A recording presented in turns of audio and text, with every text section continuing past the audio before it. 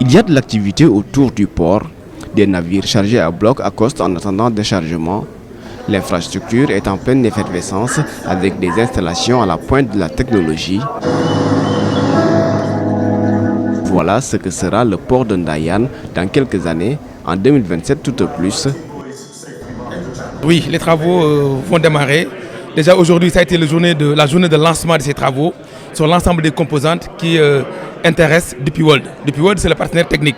Le partenaire technique qui a la déjà concession ici au niveau du port, du vieux port de Dakar. Et ces mêmes activités vont continuer au niveau du port de Ndayane. Mais avant activité, il faut d'abord faire les travaux, aménager, ensuite maintenant faire appel au navire. La phase 1, qui concerne DP World, le terminal à conteneurs, sera livrée, Inch'Allah, au 31 décembre, au plus tard 2027. Cette première phase devrait s'établir sur une superficie de 300 hectares et mobiliser un financement d'environ 827 millions de dollars porté par Dubai Port World. DP World est le partenaire technique avec qui on va travailler au moins jusqu'à 50 ans à partir d'aujourd'hui. Et les autres, c'est des partenaires de chantier. Des partenaires de chantier, c'est-à-dire on a le bureau d'études, on a le bureau de contrôle et également l'interface entre ces travaux et ports qui constituent effectivement la cheville ouvrière de l'État par rapport à ce grand port maritime de Ndayane.